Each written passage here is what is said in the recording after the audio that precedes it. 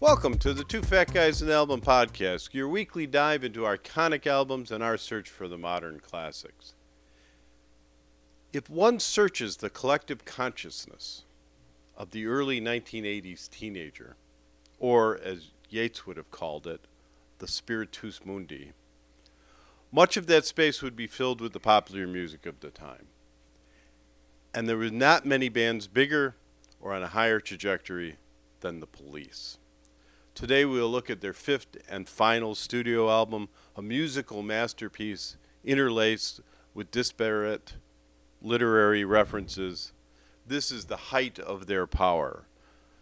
This, from 1983, is Synchronicity. And since we already talked about Sting's jazz album, The Dream of the Blue Turtles, in an earlier episode, Not a jazz album. the Maestro wanted us to cover a different jazz artist this week, Béla Fleck and the Flecktones, in their 1998 album, Left of Cool, in our Beyond Classic Rock segment. There's very little truth to what you just said.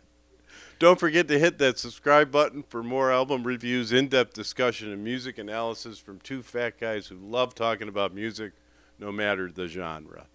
I am Mike Blackburn. I'll be your host and narrator, and with me, as always, is my good friend, the maestro of music, the siren of sound, the doctor of the diminished chord, Brek Hufnus. Welcome, Maestro.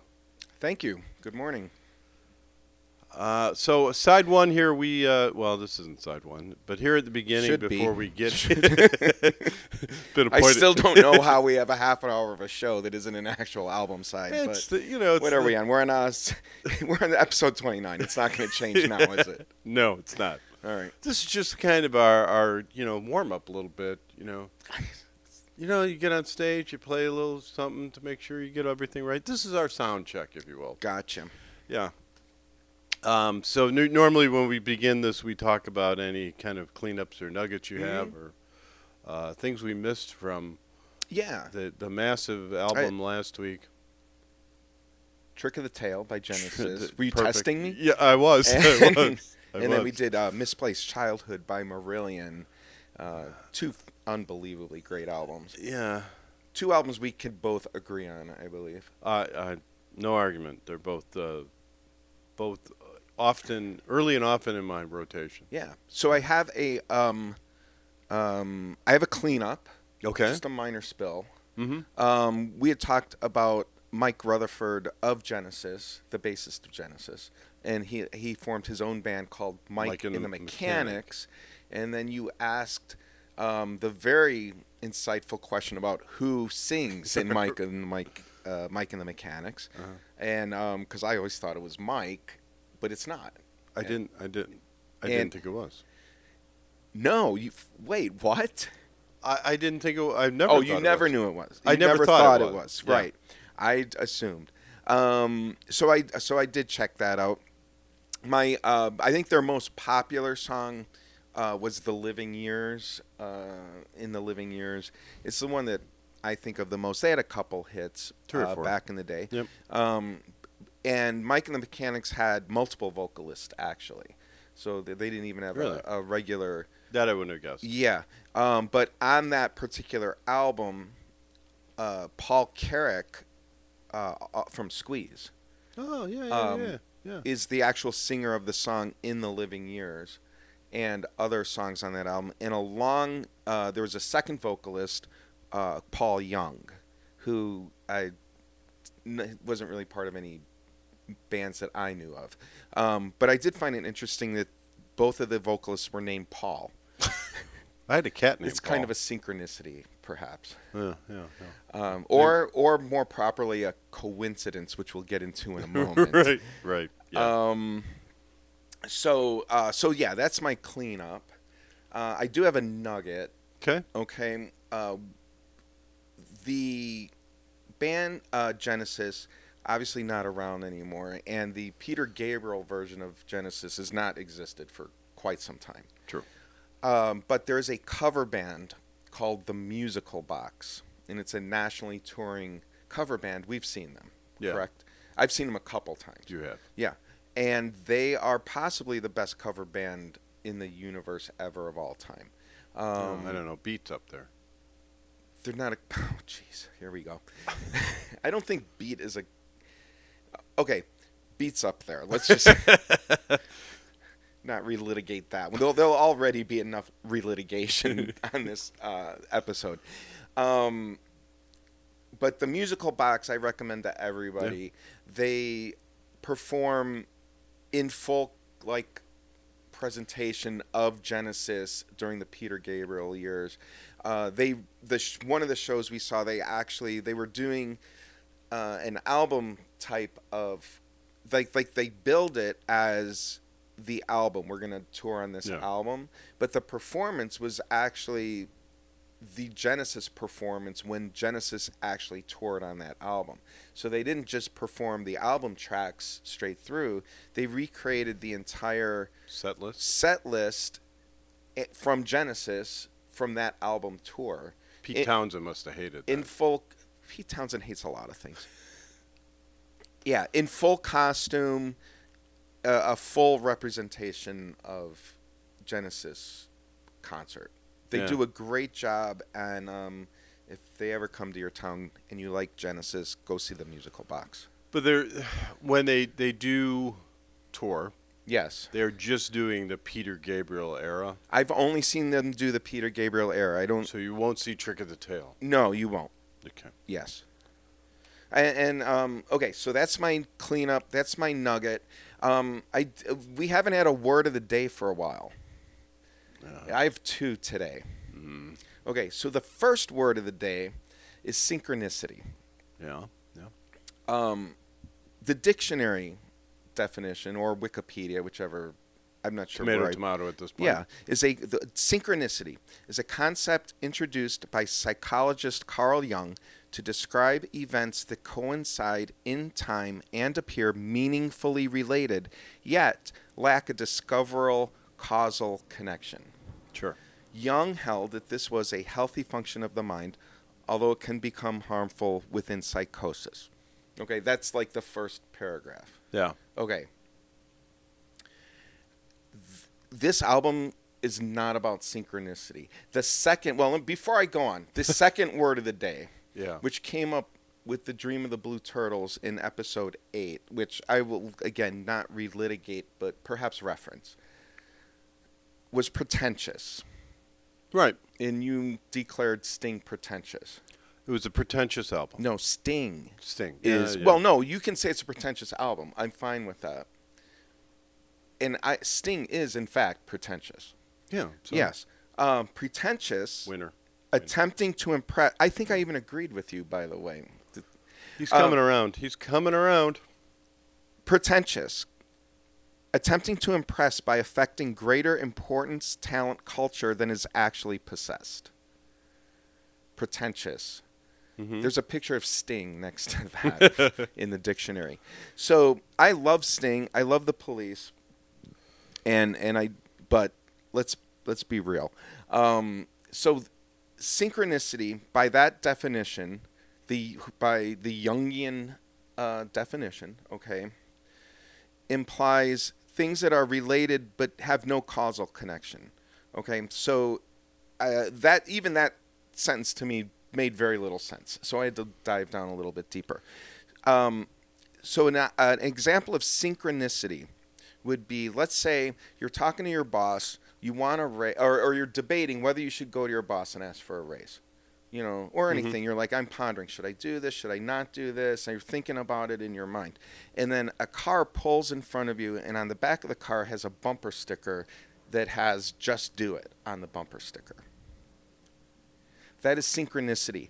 That is, I'll give you another example. So what you're saying, is these are events that as Sting himself described it, yes, when was trying to talk about this philosophy, yes, he said it's not causal, exactly, or logical. No, he said it was causal. No, he said it was not causal or logical, but symbolic. Well, I can go... And that's what you're talking about. I actually... He said that during a Penthouse interview. Maybe, right. I think maybe the lyric... You should always get that for the interviews. I think... Because, I've read some of Sting's other comments regarding this that also showed not a full understanding. So if I can give you one more synchronicity example from my own personal life. Is this going to be an entire episode of No. you ripping Sting? No, it's not. Because I like Sting. I I actually like to... No, it's not. I promise you. I just want to get this out of the way so I don't have to rip him anymore after this. All right. Okay. So another example of synchronicity from my own personal experience, we were house shopping. Okay. We're house shopping way back, years and years ago, 30 years ago or so. And we ended up buying a house. But the house is directly west of my childhood house. Mm-hmm. Direct, like almost to the street, about 5 Yep. miles west or whatever, Sure. And so we didn't buy it because of that, but it has that connection. It has that like underlying thing. Like if you're wondering, does this house fit me? And then you have this sort of connection. It's like, hey, this house is like directly west of my house. That's kind of cool. Maybe this is the right house. And then after that, the job that I currently have and have had for 30 years is also located directly south of my house, my new house. And it's like 5 or 10 miles or so. I don't know how far it is. I only measure it on when I have to do taxes. But it's directly west. It's directly south. So I could literally drive from the school, the place where I work, the school where I work, directly down a street and end up at my house at some point. So my house triangulates my job and my childhood home. But the synchronicity of it would be if when I'm thinking, should I take this job? Yeah. So I get to this, I'm like, oh, I'm offered this job. Should I take this job? The synchronicity of it would be recognizing that this connection that exists to where I live, and that's a synchronicity. And that's like a psychological like thing inside of you, like almost an unconscious recognition of this connection. And it's your unconsciousness identifying something and giving it importance.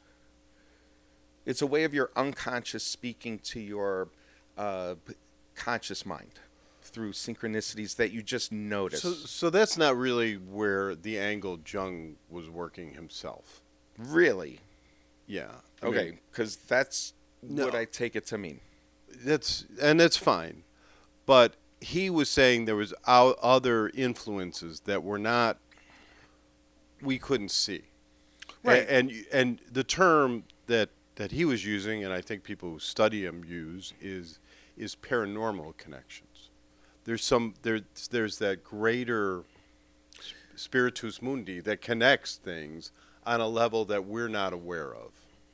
Right, and I think the things I speak of fit into what he's saying. These are not causal. Yeah, but go ahead. Was a much wordier way to get there, yeah. But I'm not saying that what you're saying is different from what I'm thinking yet. Right. So there's, what Jung himself was calling it was this kind of paranormal connection. What Sting is saying is it's a symbolic connection, which all artists use to build their art. Right, so it's something kind of interconnected, and I agree that only like one song in this in the whole collection of albums that make up the Synchronicity album that apparently we're talking about, is kind of related to that.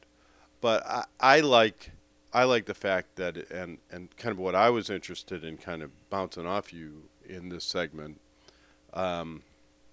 Was more of how literary all of this is, and how much.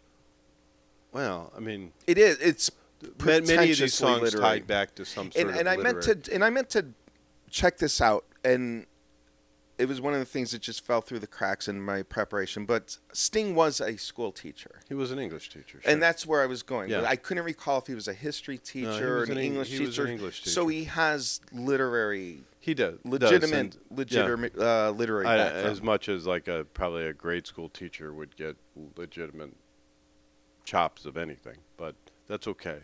No. Wait, offense. Did you just? No what? offense. Well, I mean, he's not on behalf of Two Fat Guys in an Album. I apologize to all the teachers out there. My mother was a teacher, but it doesn't mean she was she taught history. Well, it doesn't make her a historian. He taught English. It doesn't make him some sort of literary. But what I was going to, leaving all that aside. Okay, you've offended me and every teacher that's listening. Fine. You might want to walk. That's worse than your attack on Elmo. You might want to walk that back. I don't know. I don't think. So if you I want don't think the history teachers I had in high school would be arrogant enough to call themselves historians. But that's fine. It's neither here nor there.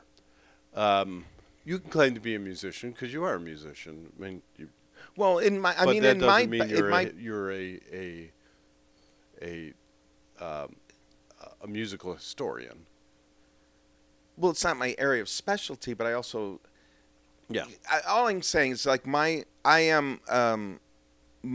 background I have an education degree that's also attached to a music degree. So I have an actual music degree with education attached to that.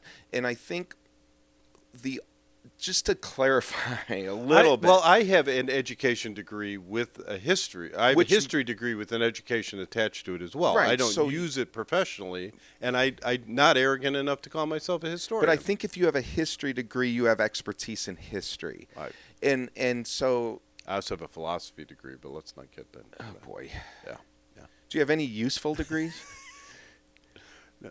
No, but I do. I apologize to all the other historians out philosophers there. and historians. Yeah. No, I just think that's your a dad really... didn't think either of us did. So yeah. So no, honestly, I think when you get to the high school teachers and middle school teachers, a lot of them are content experts. So go on. All right. I didn't. So you had another. Well, yeah. So you just accidentally dropped a bomb. Oh, did I just drop that nuclear bomb? I'm so sorry. Mm-hmm.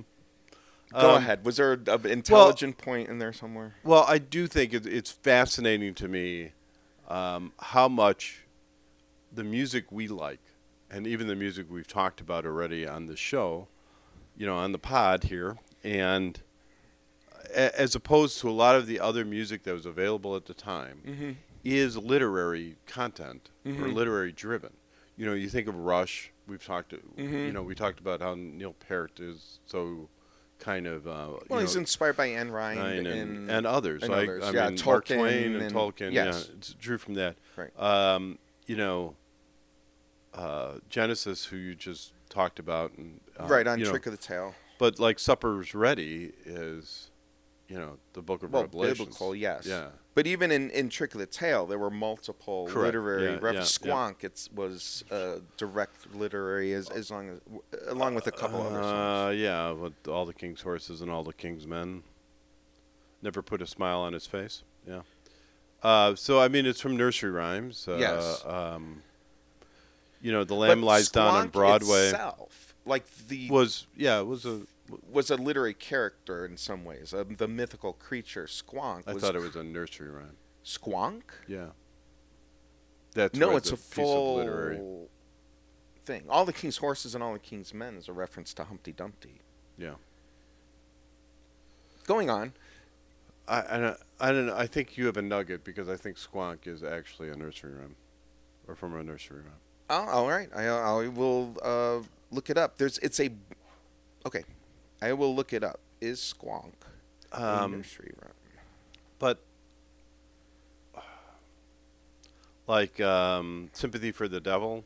Yes. Is based on a book. Okay. What? Master and Margarita. All right. So what you're saying is there's a crossover in music and art, and music and literature. Of where we are kind of drawn to. Okay. You and I particularly, and probably our group of friends. Jethro Tull's Passion Play is loosely based on Dante's Divine Comedy. Yeah. It just goes on and on. Fish, of the Marillion era. Yeah, of course. Was extremely very literate. But I can tell you personally, some of the literary I will say from maybe the artistic standpoint, from the musician standpoint, like I think the you're looking for inspiration from different areas. So you can look, say, inspiration from the world around you, or the everyday happenings, or from going to an art museum, or from reading a book or reading a poem. So I think when you're writing, and if you're literate yourself and you read, and like I think Fish was a legit poet, Yeah, I think, sure.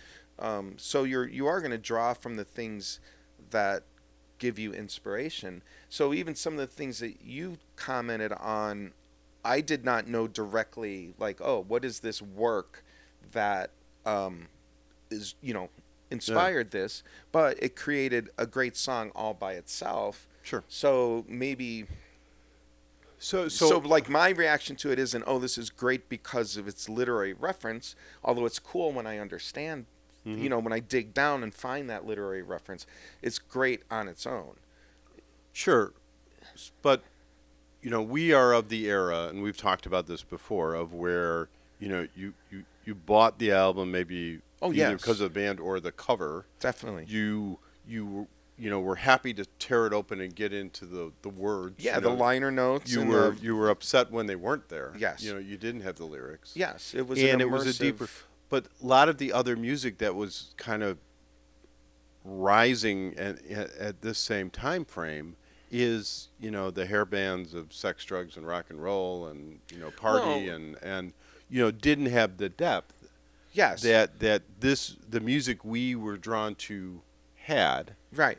and we didn't really like that music. So I have this overarching idea on my own of, like, what do I think makes good music? What are the components of good music? And there's multiple things, but one of them is the sort of dichotomy of emotional and intellectual. And so if you listen to the hair bands, those are primarily, I would call that emotional music. You listen to it, maybe it makes you feel good, maybe it wants you, you shake your fist and sing along, and it's got a really high emotional content to it that appeals to people, but not a very high intellectual content, right? And then you could have other music that's just super intellectual, but doesn't move you in an emotional way, Sure. Okay. And I think I'm not a fan of that either. And so if even like the simplest idea of that would be your virtuoso guitar players or something who are just playing a million notes a minute, but it doesn't affect me emotionally. There's a skill there. Which you appreciate. I appreciate that it exists, but it doesn't move me in a musical, emotional way. So in my own personal experience, like finding that balance of emotional and intellectual is what draws me to the kind of music that I like. And I think that speaks kind of to what you're saying.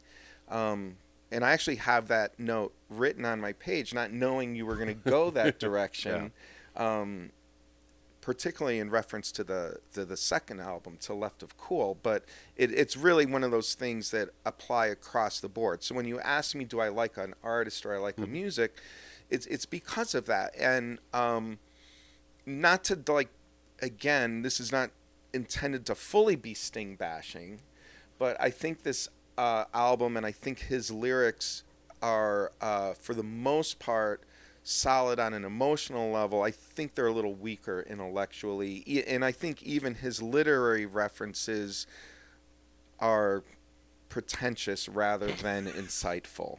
Yeah, that's fair. But that fair. whole discussion really, it's interesting. We were sort of thinking about the same thing, but from a different direction. Yeah, and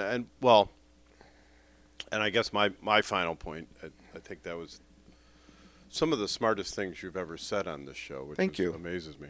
Well, it's 29 episodes. Put a monkey in front of a typewriter. Yeah. But I think even like the newer bands, like Car Seat Headrest, that I Definitely. It's the same thing. They kind of tied that good music with Yes. with deeper meaning Yes. behind the lyrics and stuff. Yeah, finding that balance between emotional and intellectual is really fascinating to me, and not. So yes. Yeah, and the other thing I like, and I think we'll talk about this a little later too, is when they take something that I really enjoy, or a genre or a piece, and they spin it into something new. Again, I think Car Seat Headrest does, and a band that I'm hoping to talk about on side 2, I think does it as well. Yes. In a different sort of way. So, sounds good. Looking forward to it. All right. Well, with that, now that we're a half hour into the start but it's of the not show, a side. It was not side 1. It is not. But side 1 is coming at you right now. Ladies and gentlemen, let's get ready to rock. In the red corner, an album that needs no introduction. From London, England, this punk reggae new wave masterpiece is ranked number 159 by Rolling Stone magazine. Recorded in 1983, it's an 8-time platinum album that charted at number 1 in both the US and UK. Performed by the legendary Hall of Fame band, The Police. This is Synchronicity. And in the blue corner, 2 fat guys. This is 2 fat guys and an album.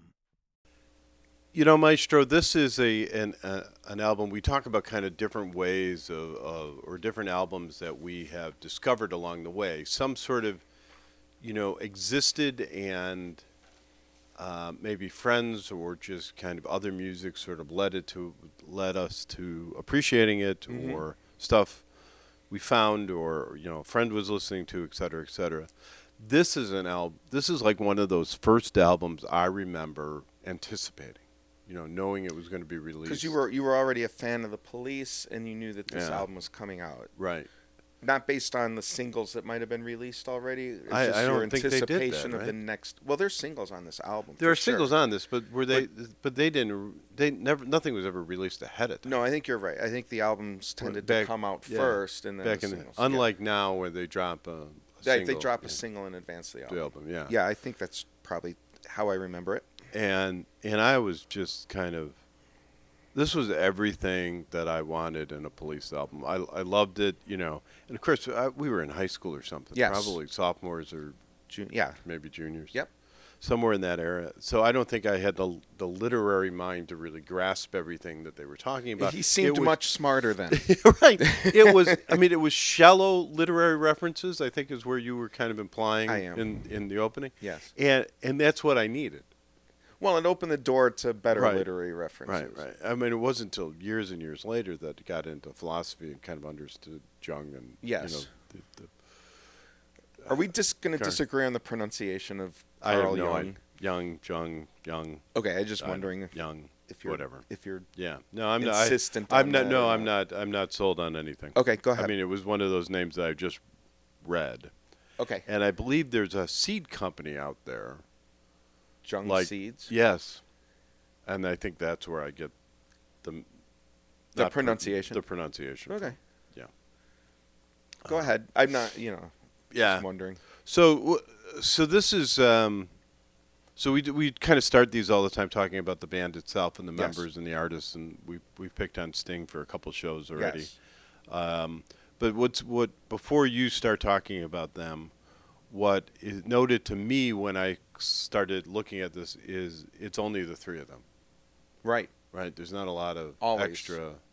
There's not a lot of. They didn't bring in so many of these albums we've looked at. They bring in a ton of like different studio musicians, guest artists, etc. Yes. And this is just the 3 of them. Yes. Yeah. So. And I believe always has been. Did they? If I have any criticism of this album, other than, I appreciate the shallow literary references. Okay. That aside, if I had any criticism, it seemed much more produced than their other albums. Yeah. There's much more other stuff going on, which I assume is the intro of the synth era is kind of catching up to them. No, that's what it was. Is they kind of brought synths into it, and so this is more of a. I wouldn't call it a synth-heavy album. No. But it does. They did like discover the synthesizer and realize you could do some cool things with the synthesizer. Yeah. Since you're talking about the production, it was recorded live in the studio, meaning they played together when they Yeah. recorded. But they had to be in separate rooms so that they wouldn't fight with each other. They were literally recorded in separate rooms for the best sound and social reasons. And Sting and Stewart Copland, the drummer, actually came to blows during Every Breath You Take, which was not unusual. I believe they physically battled each other fairly often. And then, yes, there were... So you would record the basic part of it, perhaps the backing track live with all three musicians working together, and then add overdubs and studio effects, as you mentioned. So there is probably more production on this album than previous ones. Yeah, and so... Do you want to hear about the band?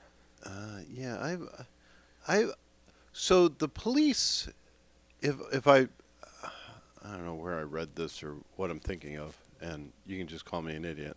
I'll accept. It wouldn't be the first time. But this isn't the first time. The Police isn't the first time the three of them played together, right? I don't know that. I'm assuming they actually played together quite often. But when you... No, they were in a different band together. Oh, you're saying they existed before the Police... Okay, that's fine. You know more about that than I do. There was a... but I don't think that they ever actually recorded or released any music. But there's a guy who's now kind of a relatively famous producer by the name of Mike Howlett. Okay. Howlett. Gotcha. And they were together in his band in like the 70s or something. Yeah. It was called Strontium 90. That's not a pretentious name at all. No. For all and you perhaps chemists also out where there. Sting's, I don't know, nuclear war comes from. I'm assuming strontium 90 is radioactive, but I don't really know. I think so. But there was it might be something fun for so they you. got rid of that guy and then started a band. Right. Correct.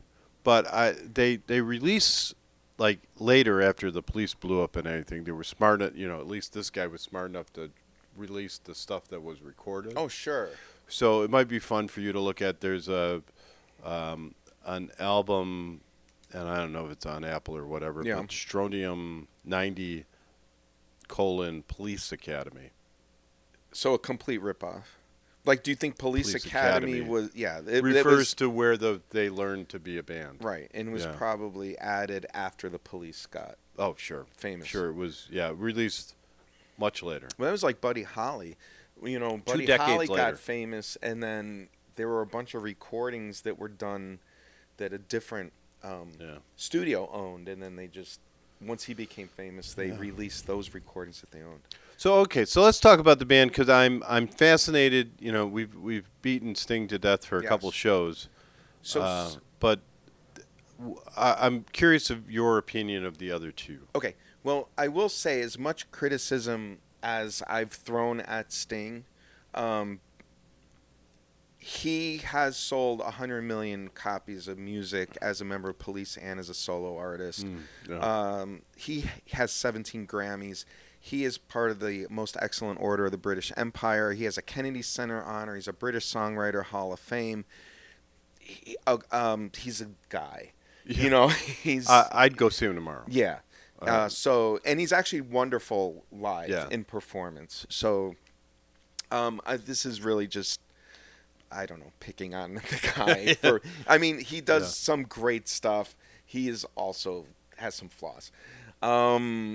As do you. He is. So I'm back to abusing Sting. Rolling Stone has found it in their hearts to make him the 32 greatest bass player of all time. Oof. So that's a hard no.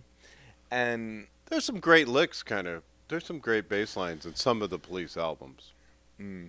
I don't know how you play it, but he is an accomplished bassist, and he was a jazz bassist before he joined the, after. I see where you're going with that. So I'm not in any way calling him a bad bass player. He's just not. He's 30. just not fair. 32nd. Yeah. Okay. The other guys, however, Stewart Copland is a Rolling Stone 10th drummer, and well deserved. Stewart Copland is an amazing drummer, and the actual reason why I pulled Left of Cool as our third album kind of had to do with Stewart Copland more than anything else. It was like trying to listen to this music and find out something that sort of was comparable. And, you know, I'd gone, because the Police had like a reggae background and everything. So I started with some reggae bands and some ska bands, but it really wasn't right.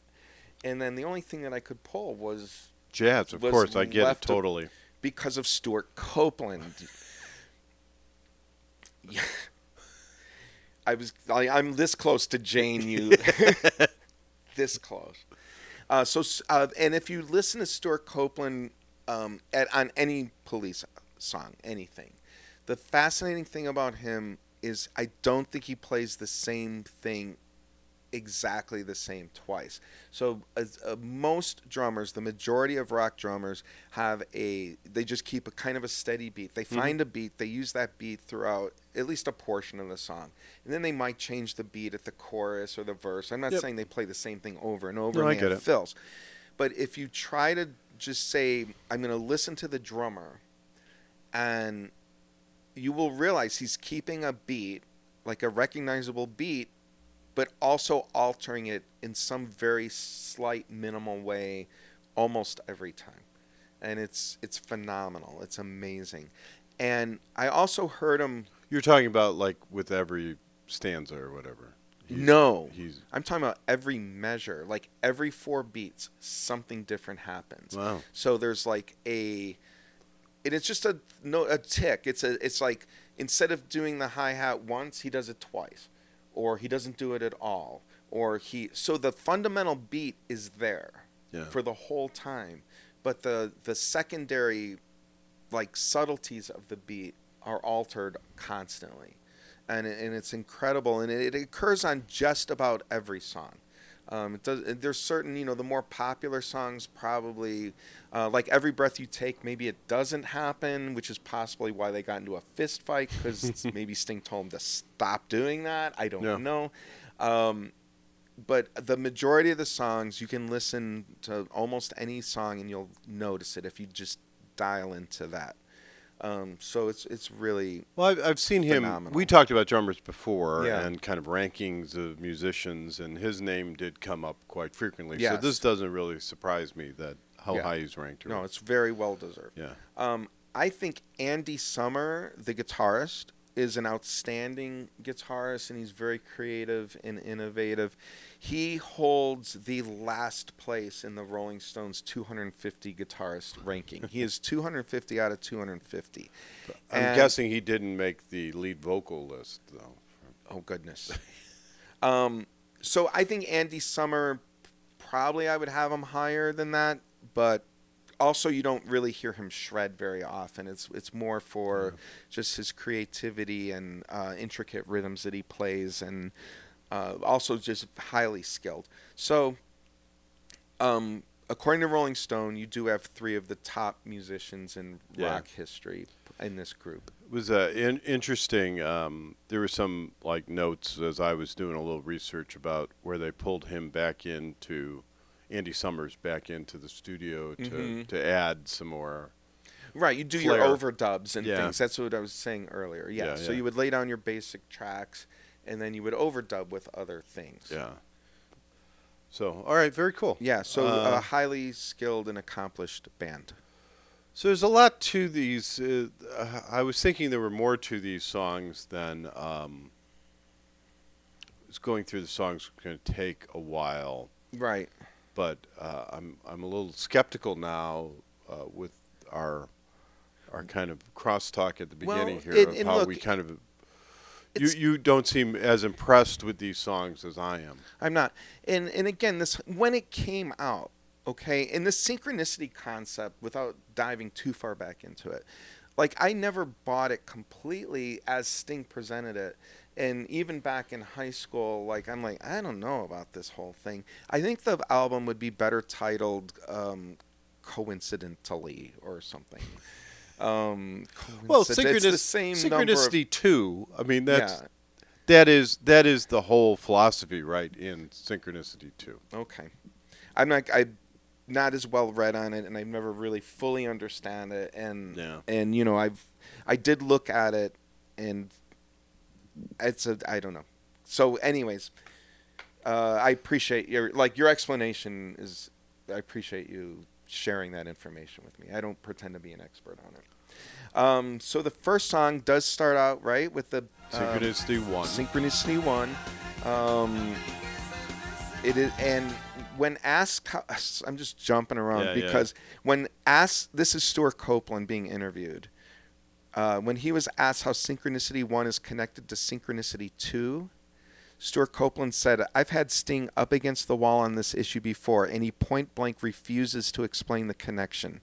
None of us in the band can even remember which one is which."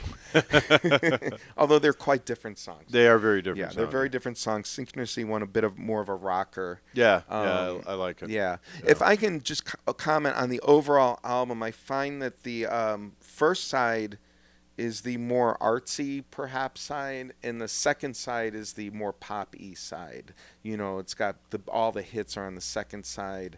The first side, to me, is a bit more experimental. Well Synchronicity 2 was a hit, was a single. Yes. So that's on the first side. The last song on the first side, I suppose. Yes. Walking in Your Footsteps is just a fun song. Right, fun, but stupid.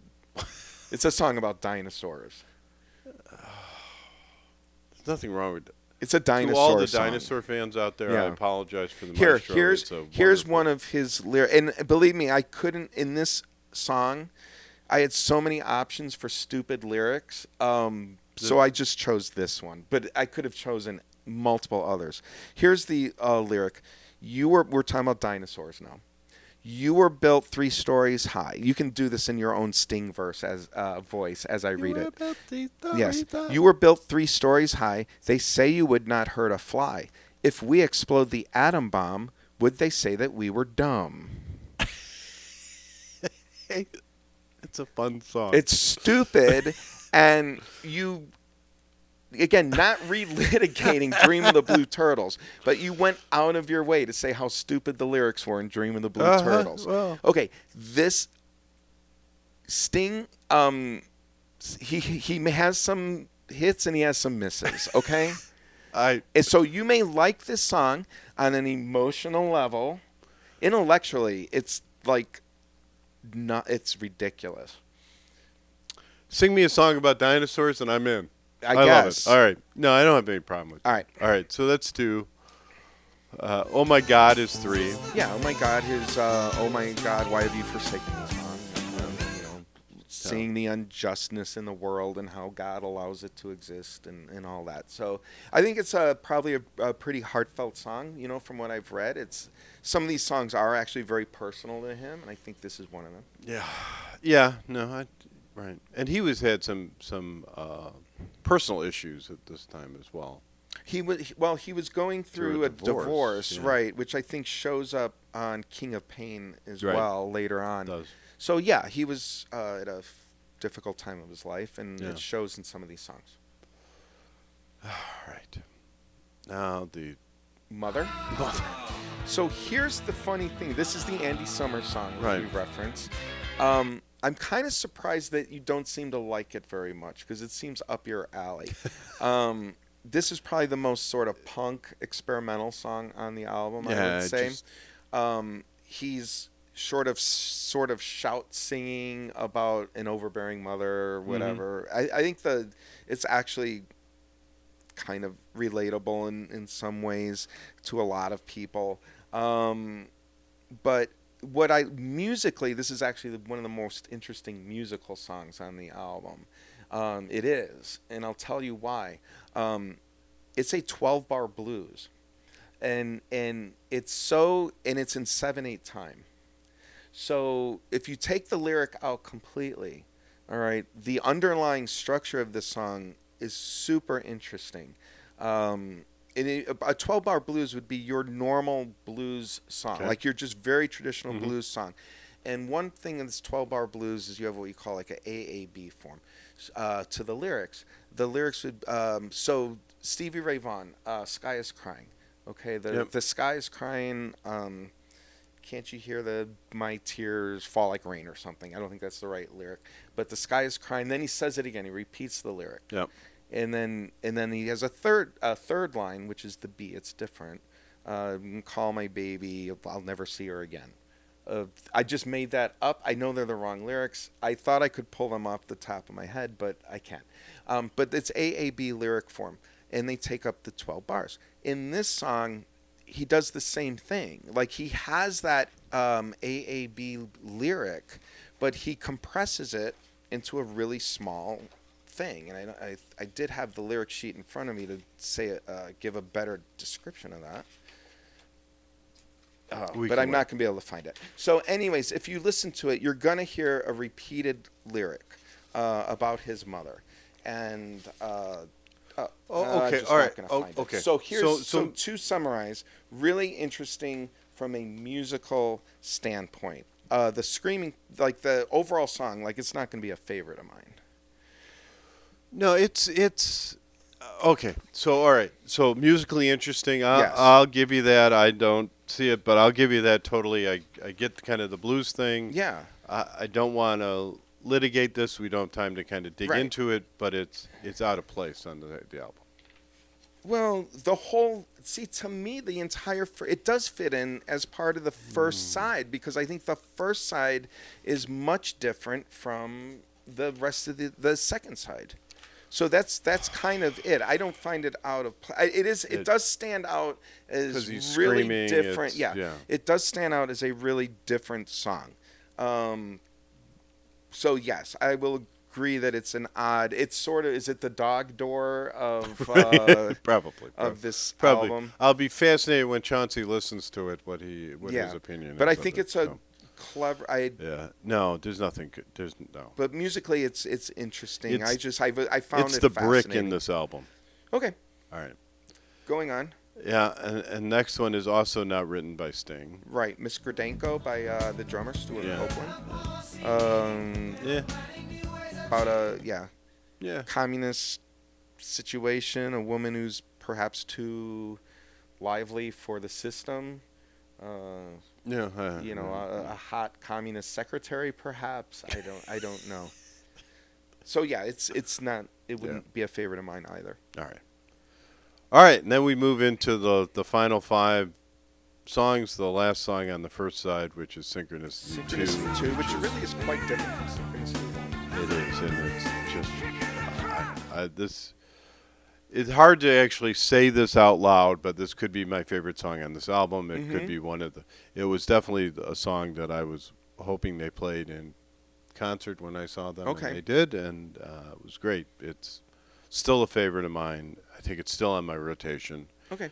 I like 40 years later. Yeah, I like the song. It's not in my personal favorite list, but I do like it. It was a UK 17 and a US 16, so this charted on both sides of the pond. I just don't want to dive into this whole thing. But it's mythology. It's literary and mythology kind of tying together. This is Synchronicity. Yeah, I think it's so the argument we made about synchronicity is that there's a paranormal aspect to the term synchronicity, and this is laying it out. So if there's referring to the Loch Ness monster. A mythological creature for the most part. This is your paranormal kind of tying into everyday life. All the things that are happening, and now here comes the paranormal kind of walking in to the same place. It's that interaction between the normal and the paranormal. And that's synchronicity, and that's what's happening in this song, period, end of conversation. Side 2. You're not interested in hearing an alternate interpretation of the song that I think is very interesting. No, I'm always willing to listen to your inaccurate descriptions. This is not my inaccurate description. This is somebody. I'm just saying I came somebody upon else's. this. Okay. I came upon this interpretation of the song. that I thought was interesting enough to bring up. Sure. And again, the song lyrically is you have a husband, a family person who's like trudging through life and trudging through his work and coming home, and he's sort of gets increasingly annoyed and paranoid and anxious as he's going from work to home, right? Mm-hmm. And then the coincidence would be the monster emerging from Loch Ness and moving towards a house in a threatening way. Yes. Sure. At least moving toward the house. Yes. Well, I mean, he's at the final. He's at the door. He's at the door. Yeah. Right. So what? He could be knocking to deliver cookies. We have no idea. We don't know. There was not a fifth verse. There's not a fifth verse. So this person suggests that in the fifth verse, the man murders his family. And because that would be the logical next step. The monster is going to so he's the monster. Well, it's the comparison between the two. Yes. Yes. So the monster coming out of Loch Ness is symbolically the monster that's coming out of the man that's going to drive him to do something horrible. Yes. That is it. All right. It's an interesting look at it.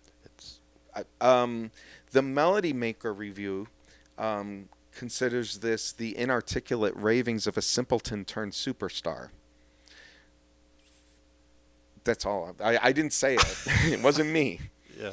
But anyways, well, this is fascinating because I was the one who's been kind of critical of Sting.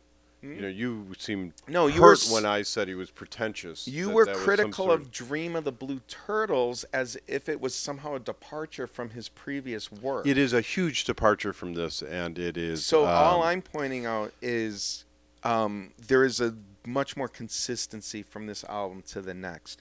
Yeah. That's all. Side two. Every Breath You Take.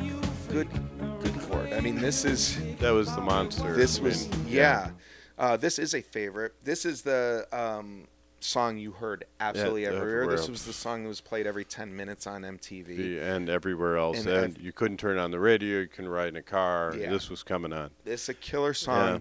Yeah. US 1, UK 1, Rolling Stone 305 Greatest Song of All Time, 2 Grammys, Song of the Year Grammy, Best Pop Performance by a Group Grammy. Yeah. This is a killer song. And significantly less what's the word I'm looking for? It doesn't fit on side one. If you put this song on side one, it would be the outlier. This is a much more poppy, less experimental song. It's and without really literary references, it's a love song well, and then in its own way. In its own way, except it's a stalking love song, like not really a love song. Yeah. So Sting his quoted as saying, "It sounds like a comfortable love song. I didn't realize at the time how sinister it was." Right. So I guess later he learned how creepy he is, or Well, it was a different era, right? Different era, but at least now he recognizes it. You could love someone from afar. Yes. It's now considered stalking. But in his own words, I think I was thinking of Big Brother surveillance and control in a love song. The guitar riff, the very, very famous guitar part, dun, dun, dun, dun, dun, inspired by Bela Bartok, a classical composer, and Robert Fripp. Yeah. From Fripp. King Crimson comes up. There's a lot of symmetry that going on here with King Crimson. Yes, or synchronicity. Not really. Okay. No. So tried. No, I just throwing it in. That's because I agree. It's not. And then you have Wrapped Around Your Finger, another massive hit. Skip King of Pain. Did I? Oh, I have them out of order. I have Wrapped Around Your Finger 8 and King of Pain 9. King of Pain, another massive hit. Right. UK 17, US 3. And again, kind of a more personal song related to his situation, his impending, separation from his wife, and all that. But people read into it a biblical theme as well. Which? Like the Book of Job. Okay.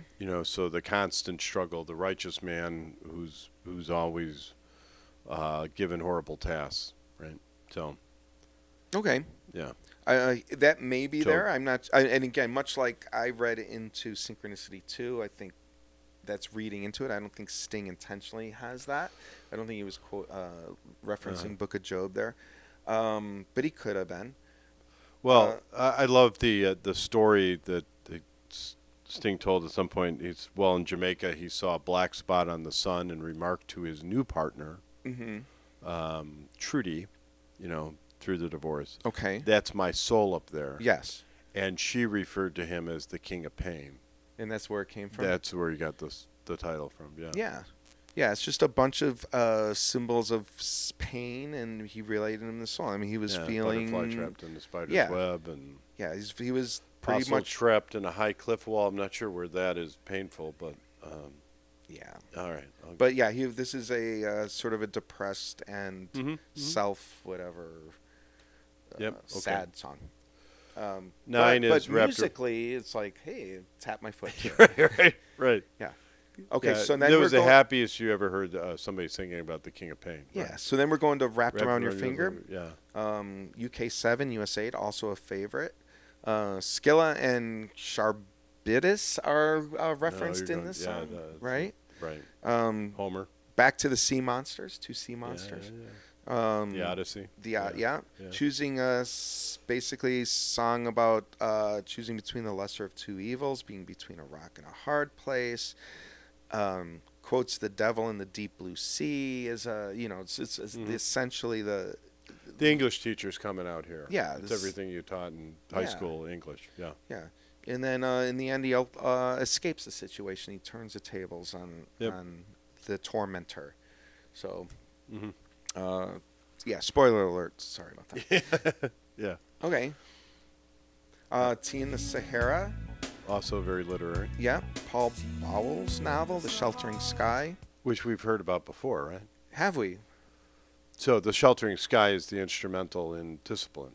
Yes. So the same work being back to Robert referenced. Fripp and Adrian Belew. Well, that's what I was going to say. I think, Yeah. and the guitar, Andy Summer was working with, Robert Fripp at the time. So so that book. Well, that's where he gets the riff and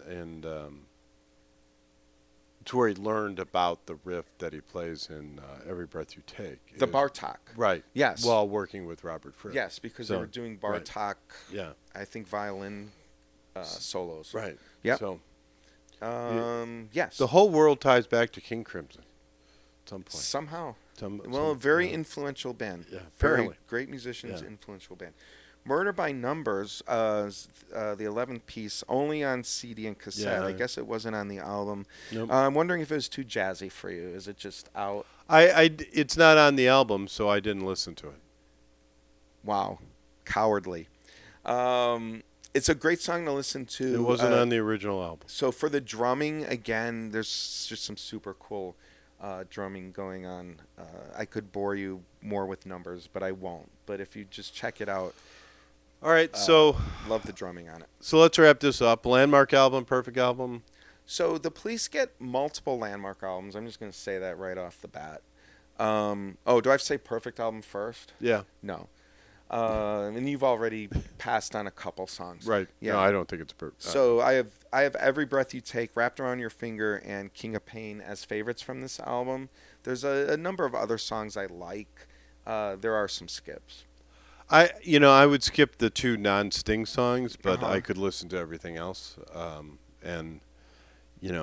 If this is an album of the year candidate in 1983, if it wasn't, it should have been. It's a major. I think that it was nominated perhaps for 3 Grammys, and it didn't win that one. It won 2 out of 3 that it was nominated for. So, very, very strong album.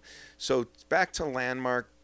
I think the Police get multiples. My leaning at first was no to this particular album because I feel like the Landmark ones come earlier. But this was their most popular album. Yeah. I don't know if that makes it a Landmark. It had... It's 8 times platinum. Did it influence anything else? I mean, Landmark, you think it's something else. Okay, let me run it down, and then we can debate it. Well, no, I get it that it has all kinds of accolades, but did it move the needle in the industry. Rolling Stone has it as 159. When you say that it moved the needle in the industry, you mean were other people influenced by it? Like Sgt. Pepper is a landmark album because it changed music. I mean, would you talk about with some of the Dylan albums? Yeah. They changed music. Yeah. Even Buddy Holly changed music. Yeah. This doesn't, I think, change. It just kind of piggybacks on what was happening and keeps going. So I can. As much as I love this album, Yeah. I don't see it as a Like, I landmark. can accept that. That's where, that was where I was in between. It's a great album. Yeah. And having a number, double number ones, having 3 4 top 20 singles, one of them being one of the greatest, top 500. The album is a Rolling Stone 159 album. Sure. So I think there's a case to be made. But if you're talking about landmark, did it start the things? I agree. Like, I would go earlier in the Police's catalog to figure out where their landmark album is. They and also, just one last word on it, like, they are such a unique band. There are like, pick a band that sounds like the Police. Yeah. Like, that was the dilemma in choosing the third side to today's show, is like, what pairs with the Police? They are really unique. Well, jazz was a smart move. Oh gosh, so. I tapped the cup, not jazz. Tapping the cup, I'd have to drink.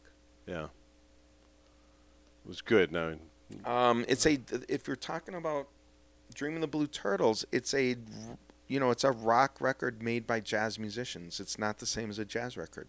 So, anyways, I think okay, you've talked me out of landmark. How's that? You win. All right, you get to win that argument. Yeah. I wasn't all in on it to begin with. So and so I agree. Well, it was my point. I don't think it's a landmark album. I don't think it's a perfect album. It is a truly great album. It's worth listening to. If you haven't listened to it in a while, throw it back on. Sure. And enjoy it. It's phenomenal. And with that, we have a live read. Mm-hmm. Yes, we do. Less I'm hoping live. I find the lyrics to Mother in this pile somewhere. 2 Fat Guys in an Album is sponsored by Deeper Connections Counseling, helping people connect to themselves, the people they love, and the world around them through individual and couples therapy for Illinois residents both in person and online. More information at dcctherapy.com.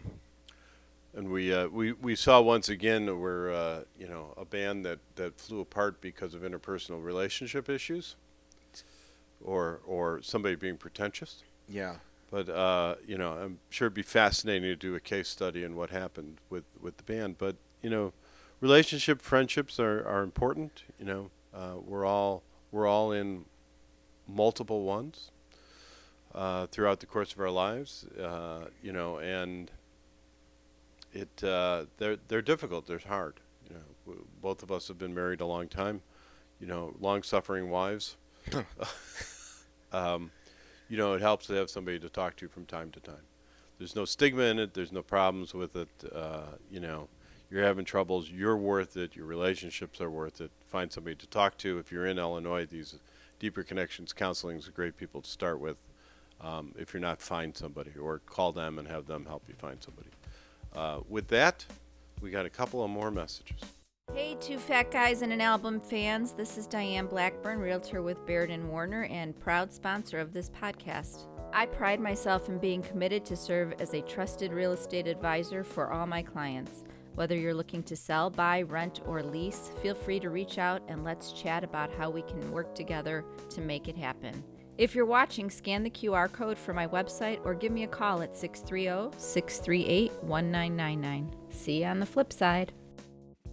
Are you someone who needs help with their Instagram or TikTok? Well, you're in luck. LR Media is here to help.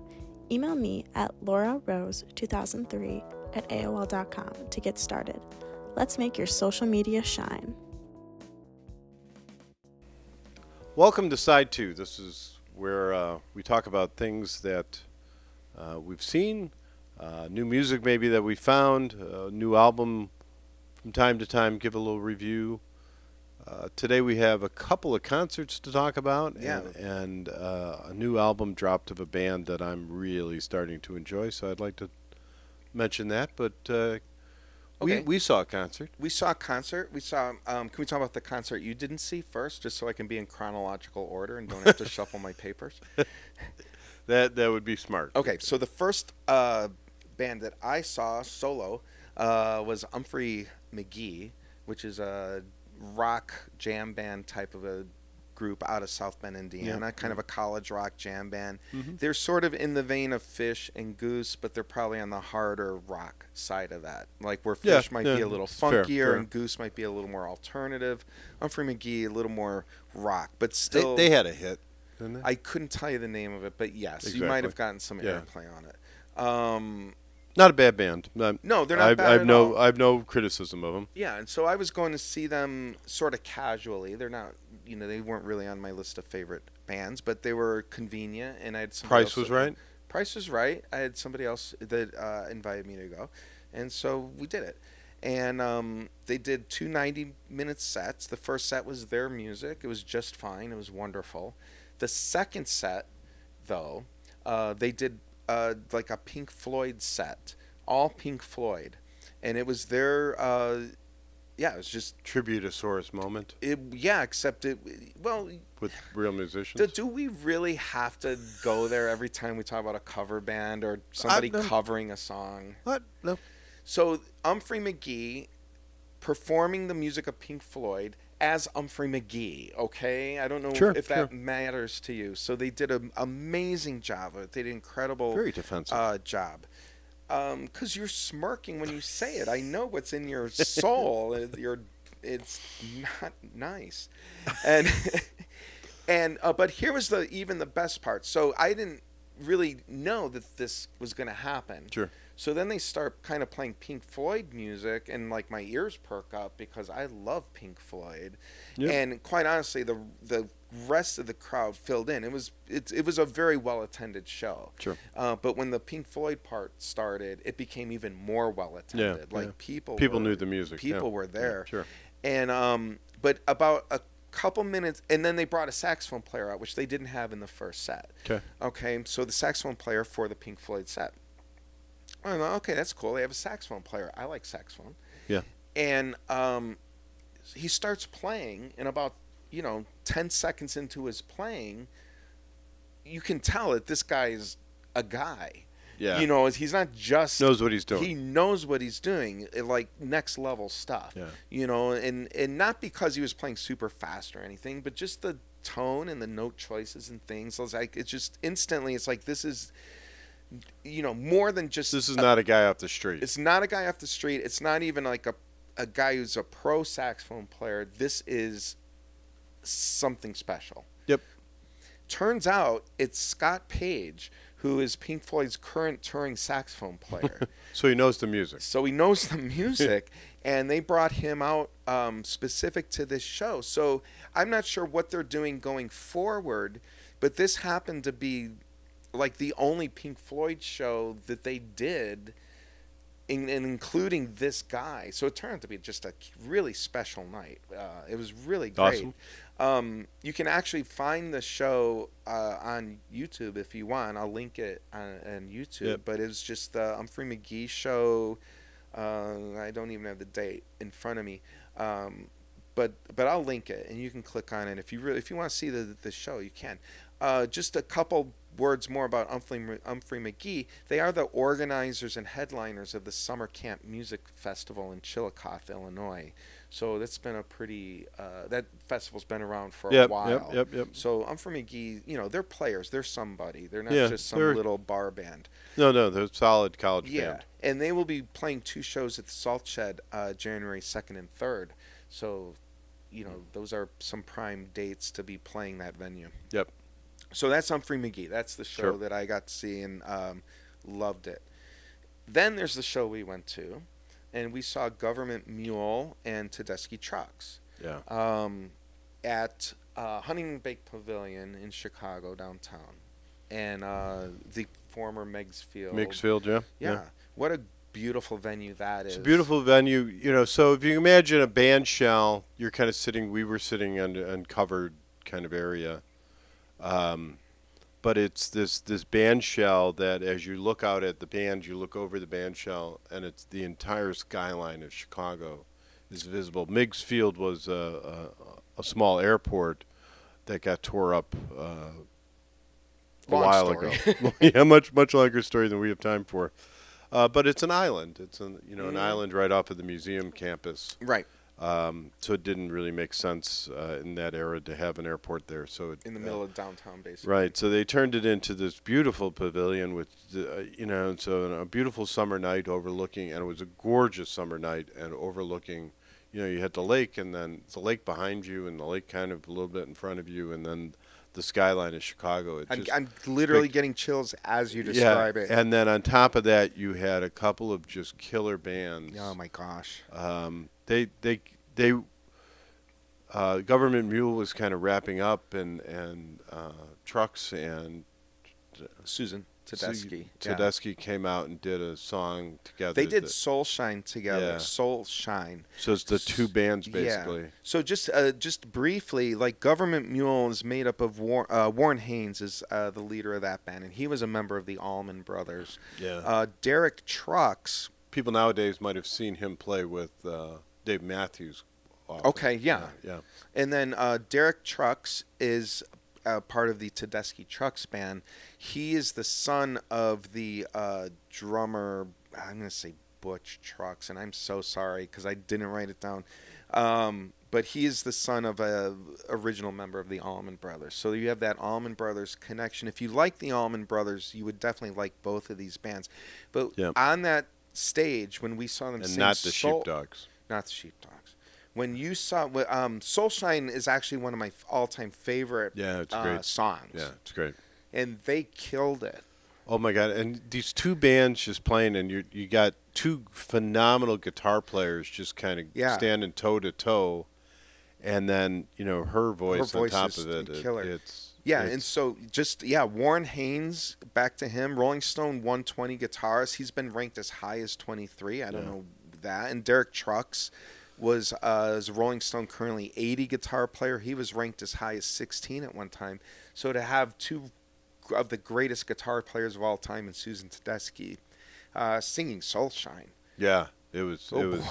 And it was not like even a short version of it. They stretched it out. Oh my God, it was the place was packed, and it was just everybody kind of swaying, and it was an amazing experience. It was amazing to hear, and it was everything I love about live music because it was kind of everything coming together. Yes. It was just a convergence. So it was just excellent. And it wasn't just the three of them. All those musicians were phenomenal, and just all kind of playing this together. And then the environment. And then the environment and the vision, the beautiful evening and the skyline. It was a magical 20 minutes or whatever that was. It was just phenomenal. But that doesn't take away the fact that both of these artists are just ridiculous. Yes. Government Mule is they play some good stuff, ridiculous to just sit there and be able to listen to. And I was exhausted by the end of the show, and it wasn't all that long, but it was just so immersive. We ended with like our feet up sitting on couches in the back of the venue. We were, because we had fat guy seats. So we were literally on a couch. Yeah. In the very back of this whole venue, enjoying with our feet up, just listening to this music, and I was exhausted. And then just throw in another quick word about Tedeschi Trucks, because their last studio album was I Am the Moon 2022. Yep. That's worth checking out. That's a great album. I'd love to talk about that in full on the show one day.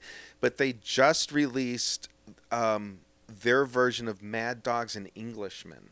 I don't know if you're aware of that. Oh, no, I didn't see that. So they redid Mad Dogs and Englishmen in 2015, and I don't know the whole deal with this, but it's being re-released now. Well, let's take a look at that. Yeah. Seriously. That sounds like an interesting album to talk about. It's really awesome. Might be side 2 next show. Sounds good. All right. And then I've got one more quickie, because we're both Mountain Goats fans. We love the Mountain Goats. They have a new single and visualizer. Apparently there are not music videos anymore. There are visualizers. This is the second time I've come across this term. Yeah. So they have a new single and visualizer from their upcoming album called Through This Fire, Across from Peter Balkan. If you want to know about a literary musician, the Mountain Goats are it. Yeah. The song is Armies of the Lord. And when reading, John Darnielle is the leader of the Mountain Goats. He is the and there's a guest vocalist on this. And in the words of John Darnielle, the voice that you hear in this song that sounds like Lin-Manuel Miranda is Lin-Manuel Miranda. It's a good explanation. Yeah. Yeah. And then they're also coming up with a 20th anniversary remix of the Sunset Tree, which we did on episode 18. Yep. But it's being remastered in the Abbey Road studios. And I know that scares you, but I'm looking forward to hearing it. Interesting. Fascinating. Yeah. All right. The only thing I have really wanted to talk about is I threw you a song to listen to, a couple songs. Yes. There's a band that I seriously enjoy called Wednesday, which, by the way, they will be at the Riviera in Chicago on November 17th. I don't know if this will be... Is Till Tuesday opening for them? Clever, yeah. Probably they'll come out together and do Blue Monday. That would be... Oh, my goodness. All right, that's as far as we're going with that. Yeah. But Wednesday is this great band. It's on a school night, so I'll check my schedule. Yeah, no, but see what's going on Tuesday. And it's a great venue. Right. And, yeah. And so they're kind of an alt country kind of. Yeah, I heard them as Sarah McLachlan goes edgy, like alt country edgy, just because she does that octave separation in her voice and that falsetto in her voice. So what I think draws me to them, and they have they're releasing they just released a new album, dropped the end of mid-September, so September 19th of 2025. The album Bleeds, and a couple of songs I'm going to talk about off of that. Their previous album was 2022. It was Rat Saw God. It's a bull believer. Are those all nouns, or is saw a verb? I'm assuming it's a rat that saw God. Okay. I don't know. It could be three. God is everywhere, right? So Just wondering. Could have been. But that's a strong album as well. Bull Believer would be a song to listen to of that. But I think I was trying to figure out why I like them, and so I have a couple of their songs on my rotation, and this album sort of hit it for me. Is I really think it's this alt country, great vocalist with a guy who's doing like shoegazer guitar. Yeah. There's that distortion kind of guitar. That's what I'm saying. Yeah. It's got a little. So it mixed that kind of alt country with the shoegazerness that is, something that always kind of hooks me in. Two things that you like. Yeah. It's two things in one. Yes. Two. I don't remember what that was. The commercial was, double mint gum, maybe, I don't know. Could have been. Yeah. So the band again is Wednesday. What's the big song out right now by them? Townies or Elderberry Wine is getting some radio play right now. That's off the new one, and I'm familiar with that song. I've heard that song. Townies is older, right, from the previous album? No, Townies is right from this album. Oh, it's from the same album. That's a great song. I enjoyed that song also. Then Fish Pepsi is another song. Fish the band. Yes. Pepsi would be another song I'd say to give a try sometime. Okay. But I think it's a really strong album. Again, the band is Wednesday. New album is Bleeds. Previous album, 2022, Rat Saw God. I think this is a band that's worth talking about and worth checking out. Cool. That's all I got. So let's flip this thing over one more time. We got a couple of announcements, and we'll come back and talk about some jazz for some reason.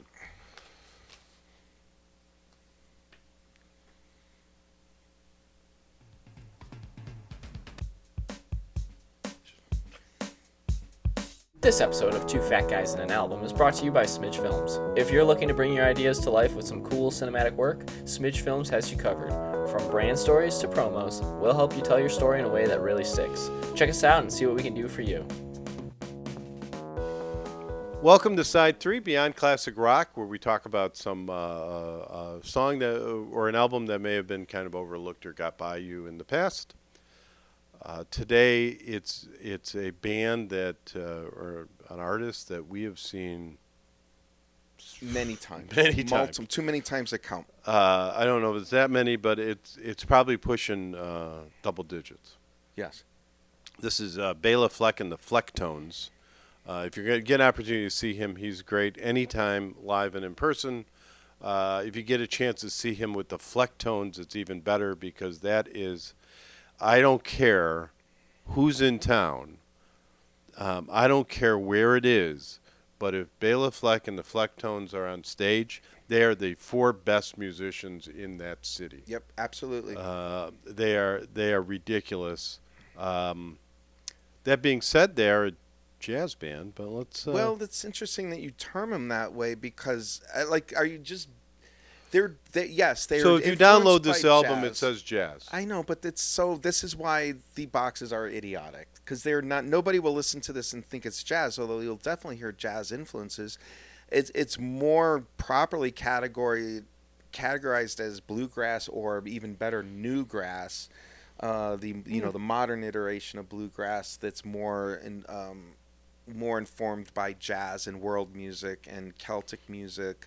They're a jam band. They'll draw the same jam band crowds that a lot of the bands that we've talked about before. We've seen them at bluegrass festivals. Yes. Yeah. So to call them jazz is ridiculous and just not correct. They defy categorization. But are there jazz elements to it? Of course there are. So this is the Left of Cool album from 1998. It actually charted at 191. So congratulations to the American music crowd for getting this album to chart because it's certainly a hidden gem more than a Yeah, it is a hidden gem for sure. Well, I think Béla Fleck is a hidden gem. So why don't you enlighten our on the Fleck Tones? Yeah. So as you said, they're all virtuoso musicians. This band, it was one of those life-altering bands for me, both musically as a musician myself and a listener. Like the first time you hear it, you're like, I didn't know you could do that. I didn't know that happened. I didn't know that could be done. And from that moment, if you want to talk about landmark bands or landmark musicians, they are a landmark musician. They created something completely new and different. Béla Fleck is the banjoist. He emerged from a band called the Newgrass Revival. It's actually the original group. And virtuoso band. He's played with Yo-Yo Ma, Edgar Meyer, Dave Matthews, Chick Corea, Jerry Garcia, Dolly Parton, Chris Thiel, and of course our friend Bruce Hornsby. We saw him once, not with the Fleck Tones, but we saw him playing with Jean-Luc Ponty, the jazz violinist, and Stanley Clark. Yeah. Also, that's the great thing about Béla Fleck, just as an individual. He is a master collaborator. Mm-hmm. I think most front people, the majority of front people in music, the guy will surround himself with really good musicians, but nobody that will threaten him. Yeah. When you see Béla Fleck, you will be seeing him with the greatest musicians he can find. He is always pushing himself. It's unbelievable. So you mentioned Dave Matthews. Doesn't Yes. Dave Matthews guest star on some song? He here? does, yeah. Dave Matthews is on one of these tracks. Couple of tracks, I think. But kind of as a backup vocal. Yep, You won't really notice him unless you're listening closely, but he's there. So Béla Fleck, and then there's a brothers, right? Yeah, and then 2 brothers, Victor Wooten, who's the bassist. That was life-changing to see him. Yeah. If we could possibly I would love to bash Rolling Stone right now for the next, I don't know, how much time do we have left? The fact that he is unrated is... Victor Wooten's not rated? Victor Wooten, is that because he's a jazz player? Unrated. There are a lot of jazz Brock? musicians rated in the Rolling Stones I've never list. seen anything like Victor Wooten on bass. He is and I've seen a lot of bands. Yeah, he is unquestionably, again, I'm not the kind of guy to say he's the best or the best ever or whatever, but he's in the conversation. He goes into the box of greatest bassists who've ever lived. And in a reader poll, the readers voted him 10th. but the editors of Rolling Stone couldn't find it in their hearts. He's literally, it's ridiculous. And I joke, I criminally, we've said it before, this person criminally unranked and blah, blah, blah. Yeah. This is beyond that. We're literally talking about one of the greatest jazz bassists ever. He has a band sometimes when he has played with Dave Matthews, by the way, and toured with Dave Matthews for a time.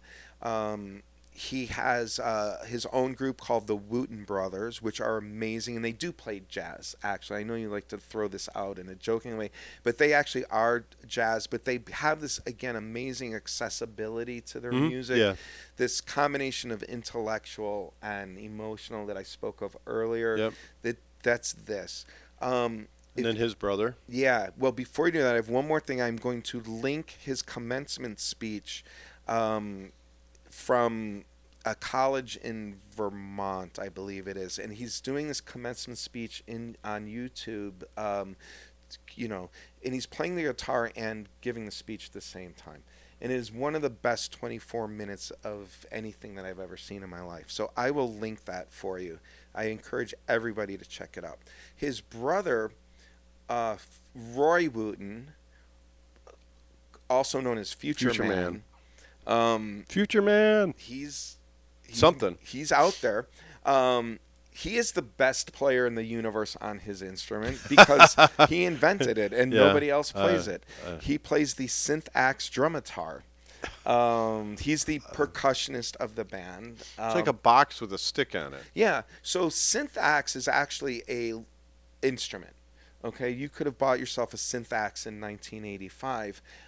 Axe is a term for, like, musicians will use that to describe their instrument. Right. So guitar. Your guitar. You go get your axe. So a synth axe was back in 1985 a way to connect to computers and digitize to use a guitar as a synthesizer. Gotcha. Basically. Yeah. All right. So there was a synth axe, but he went one step further and customized it to be used only as a percussion type instrument. So you hear drums and cymbals and all the things. So he customized the synth-axe to be the synth-axe drumitar, and that is what he primarily plays, although he's perfectly capable of playing drums, in a traditional sense. I've seen that up live. I have no idea. Like, I've had my hand on the stage and still couldn't exactly figure out what was going on. So it's super interesting. So we've seen them with both a clarinet player, a saxophone player. Yeah, Jeff Coffin. And we've seen him with a harmonica player. Howard Levy. Yeah. Both amazing. So just so you know, the show that we're intending to go see in December, they will both be there. Oh, wow. So all right, I'm in. I'm in. All right. So you talked me into that one. Jeff Coffin is the saxophone player. He's currently touring with Dave Matthews. He's Dave Matthews' saxophone player right now. He is another just the best. Like, I'm not going to say the best of all time because there are a lot of great ones. He's in the discussion. I put him in that box. His creativity is like no other. It is. And it always, he was playing the clarinet, I believe, when we saw him, and it didn't always sound like a clarinet. No, and neither does the saxophone. Yeah. And he's it's amazing. I've seen him present at conferences. I mean, he says he doesn't think of himself as a saxophone player. He thinks of himself as a musician, and he's just like he uses. And a lot of musicians will say this, but he actually does it. Yeah. Like he's just using this instrument in his hand to create. We really need to start talking about the album here. Okay, Howard Levy, greatest harmonica ever. Yeah, but I have two questions about instruments. Well, I thought you'd have 50 questions about instruments. I do, but we don't really have time if we're going to talk about the... Go. We're ever going to talk about this. But Jeff gets credited with playing a saxello? Saxello? What is that? Okay. And then also a singing bowl, but it sounds like a bowl that he's swirling or it's something. Not. All right, so I apologize. I don't know the saxello. Look, he's on track 9. Yeah, an oddity. You see his credit. Yeah. Right, I'm looking at it, and I was expecting to ask about something else, and then as I'm looking at this instrument, so I'm going to change your question. Well, he's also playing a wah-wah saxophone. Baritone wah-wah saxophone. I'm going to assume... That one that just has the wah-wah thing on the I'm front? assuming Wah, wah, wah. it's... So a baritone sax would be the bigger saxophone, okay? The biggest normal saxophone. Not the giant saxophone we saw at the Violent Femme show, but the larger of the more common saxophones. I'm assuming he's got that running through a wah pedal, like a guitar pedal, to create that effect. The bowl that you speak of, the singing bowl, is like a Tibetan instrument, and it's a metallic... It's like a metallic bowl, and you can bang on it a little bit to get like a gong-like sound, or you can... move like a mallet, for lack of a better word, around the circle of it, and it's a little bit like if you do a crystal glass and you create a sound, except it creates a different sound. So that was the glass harp we talked about? The glass harp we talked about, So the singing bowl would be along those lines. But you're not familiar with the saxophone? I don't know what a saxello is, and I missed it, and so I apologize. No, so that will be a that'll be a nugget. So then the last thing is that we have time for here is, because I don't see why they would specifically mention it out. Yeah. But both for Béla Fleck, both on a banjo and a guitar, they say it's gut string. Yes.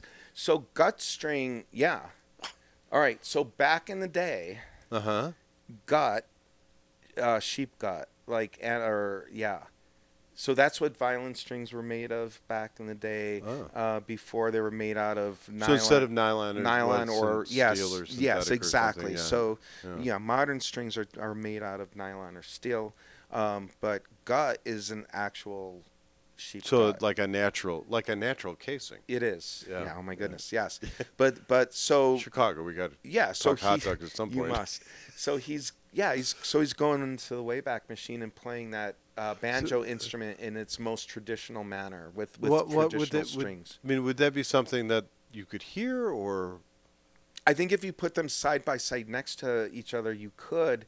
I don't know Seems like a lot of work. I don't know that I've ever heard sheep gut played. I can say I have seen orchestras play on period instruments, which means I probably did hear sheep gut being played, or gut strings, and probably has a little duller, less resonant sound. Like you can definitely hear the difference between nylon and steel strings on a guitar or a banjo. So So you're gonna get a different sound. How many banjos does this guy own? All of them. Because it's crazy how many different varieties he's just playing. Well, I also think he's showing. It's a little bit of a flex too.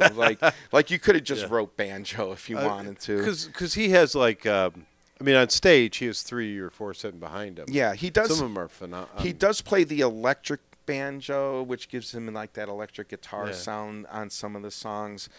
So I think that that's pretty distinct. So is there a Rolling Stone banjo ranking, or is it just There's him? not, and that's the funny thing about all these. Other than Victor Wooten, there is no... Rolling Stone does not have a saxophone ranking or even a harmonica ranking or any of that. So Béla Fleck would be, I'm pretty sure, #1 in the Rolling Stone rank. He definitely reinvigorated banjo, along with Steve Martin, quite honestly, did a great deal, with this new grass, with this revival of bluegrass music that we still feel today in a big way, with somebody like Billy String, all the bands that we see really started with this new grass revival right now.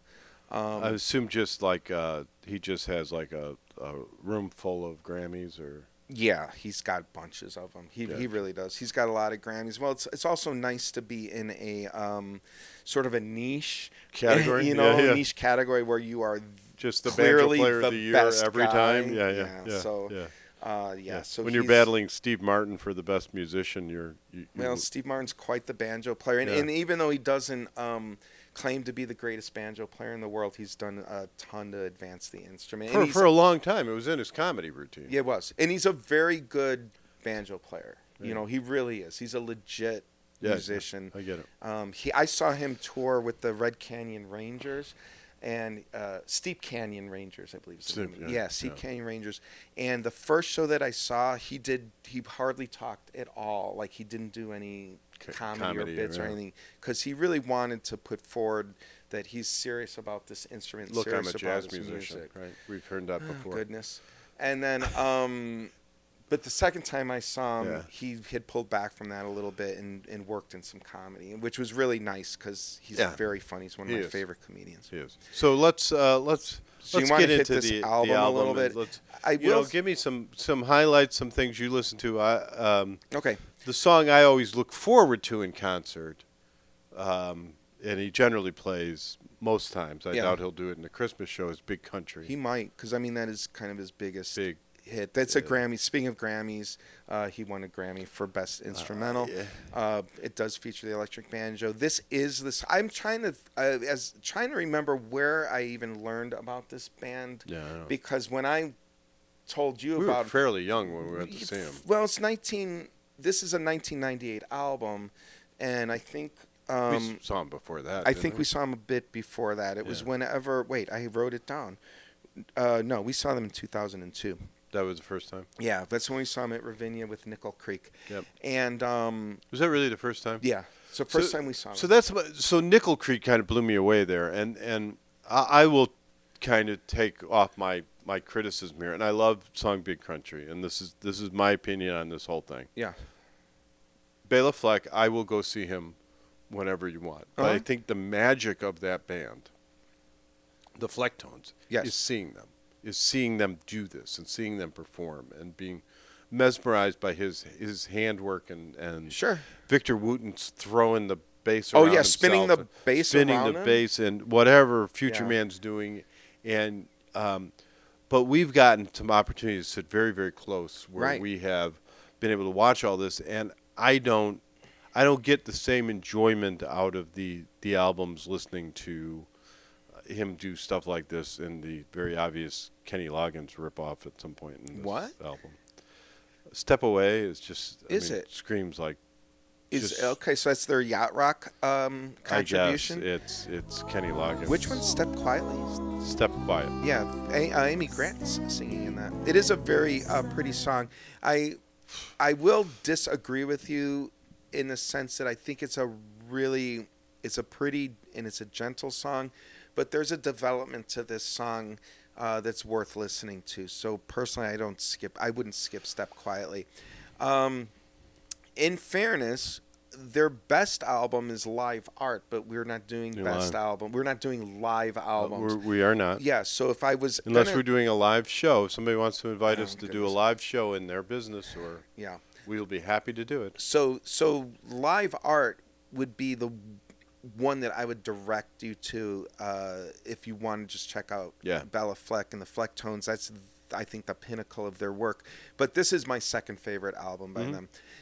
It does controversially have vocals. There are multiple songs in here with vocalists. They're typically an instrumental band. So, and I don't think any of the other albums that they have vocals singing in it, or very little. Future Man does something occasionally in concert. Yes. Well, and Future Man is the vocalist on these songs. Yeah. So the first song, Throwdown at the Hoedown, great tune to start, open the tracks with.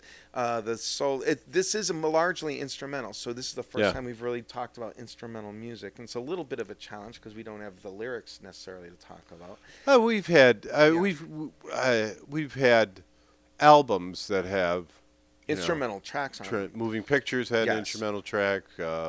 Yeah, so it's Discipline always had an instrumental track. It's always challenging to talk about it without going into like a music nerd spot where which is fair, but I think just saying it's instrumental, giving a flavor for it and maybe highlighting 2 or 3 songs to check out. I think is I will. And then sell me on why this is. My argument here is that it's a band you should see live. But that's not a criticism of anything. Like you've said that about the Grateful Dead, and it's the stupidest thing you've ever said, and it continues to be the stupidest thing you've ever said. Yes, go see them live if you get a chance. But what if you can't go see them live? Listen to their records. God, I mean, this is just beyond dumb. I don't enjoy this as much, and Big Country is on my. Big Country's a terrific song. It's on my playlist. Has been on my playlist for a long time. Yeah. Will continue to be on my playlist, but I don't. Okay. I couldn't sit here and listen to all 15 songs again like I had to do 5 or 6 times. This is a funny story. Oh, you are a liar. You did not listen to this 5 times at all. Here, I've got a funny story, though, for you. This is like the longest. Not only does it have 15 songs on it, it's longer than like a standard CD. It's long. Somehow they squeezed in 2.5 extra minutes. And I think at this point, I tried to look up how they did it. I don't have the playtime of this. So they either at some point there was the invention of longer playing CDs, and they were able to get CDs up to 80 minutes, and so maybe that's what happened. But it is longer; it's like 2 minutes longer than a standard CD. So I'm with you on that. Okay, it's got to be 75, 80 minutes long. It's not 75. It's 74 or something. It's okay. I was just doing the math here it is. Adding them together. Yeah, no, I have it. So a standard CD can hold 76.5 minutes, and this is 2 minutes longer than that, so 78.5 minutes. I was pretty close to my 80. You were darn close to it. That was just adding them up, running through those where you were babbling. You did a good job. Yeah. Confirmed. This is the first album of theirs to have prominent feature of vocals and to be studio, again, their previous albums were all intended to just be essentially live performance or songs that could be recreated live. This album does have more overdubs and studio tricks to it. There's 2 guest vocalists. Yeah, Amy Grant, as I said, appears on Step Quietly. So, yep. Okay, Throw and It then On Dave at the Matthews Hoedown. would be the other Yes, one. Throw It On, Throw It On, #1 favorite. Communication, the first vocal, it's a skip for me. Big Country is the song on the album. The song of the band. Yeah, go to Big Country. Go listen to that. I like Sojourn of Juna quite a bit. It's a kind of a spiritual Hindu thing. I don't know that much about it from a religious standpoint, but I find it interesting. It also doesn't have any credit from Béla Fleck himself on it. Oh, is that right? It's which I found interesting. The couple of songs that he wasn't credited with, I went and paid a little more attention to. I think they're more Victor Wooten than. Yeah, and Future Men also. And but yes. Clearly Victor Wooten is better than Stewart, Copland, or Andy Summers writing songs. Let Me Be the One is probably my favorite of the vocal songs. It's got a killer banjo solo on it. The banjo is amazing on this one. Yeah. Train to Kamara, #6. I like it for the title. It's a reference. Well, Train, Trane, is a reference to John Coltrane, the saxophone player. And Connemara is Ireland. It's a county. It's in County Galway. And so Train, and it's a feature by Jeff Coffin, who plays the flute on this. Starts in saxophone, ends with like a Irish jig, flute. So you have Train to Connemara. It's just super interesting in that way. Almost 12 has sort of an African sound to it. Could be a skip for me. Step Quietly, which you don't like, I think is worth a listen. If you like Kenny Loggins, it's good. The song, a lot of people like Kenny Loggins. I have nothing against them. It's better We just don't like him when people rip off other artists. Oh, it's not. It's better than that. Oddity is the one that you mentioned that has the saxello in it, I guess, that I need to look up. It is a merger of Indian and Western music. And to me, it's got like this classical, it almost sounds like if Bach were Indian. It has that sound. I mean, it's Sleeping Dogs Lie, I like quite a bit. That's a jazzy clarinet with bass clarinet, clearly overdubbed because Jeff Coffin is playing on both instruments. I like it. In general, Future Man actually playing regular drums on that. It's kind of an old-timey jazz song. Trouble and Strife, vocal song. It's not bad. Shanty is again an Indian influence song. You've got like a banjo sitar thing happening there. So yeah, which is pretty interesting. Yep. And then the Big Blink, number 14, definitely a Chick Corea. If you didn't make it this far in the album, I do recommend the Big Blink. It's got a bit of that Chick Corea, My Spanish Heart sound to it that I know you like a lot, and Béla worked with Chick Corea quite a bit. So this is a powerhouse improv song. If you want to skip a bunch, don't skip over the Big Blink. Prelude to Silence, kind of interesting because it's you've got this again African influence. They've got African musicians performing, and Béla Fleck performing kind of with them, and I think it's an interesting song. So the Victor Wooten speech was Vermont Rubinstein School. Sorry, just found that. Yeah. All right, so go ahead. So that's the album. That's, all right. Yeah. So I think in summary, a bunch of phenomenal musicians. You want to dip your toe into Béla Fleck and the Fleck tones a little bit. I would start with Big Country. Throw down at the hoedown. I also think is worth. I agree with the Big Blink. It's a bit different than what they normally do, but it's a worthwhile song. Prelude to Silence is interesting as well. So I would start with those, and if you like what you're hearing, listen to the rest of it. The vocals, which is weird for me to say about any piece of music, because I'm all about lyrics and vocals. Is I agree. I don't agree. think they're necessary with Béla Fleck. I think he stands on his own as and they all stand on their own as phenomenal musicians. It's a little taste of jazz here for us, so it's interesting. I think we need to leave it there. All right. So we'll flip this thing over one more time. If you're looking to be a sponsor, this would be where that would come in, but we don't have one. So we'll skip right to side 4, and this is the first stop where the Maestro of music ranks the album. So we're going to put Synchronicity into this amazing list of 29 now albums. 29 albums. So again, we can't really talk about it without talking about Dream of the Blue Turtles a little bit, because Dream of the Blue Turtles is on this list.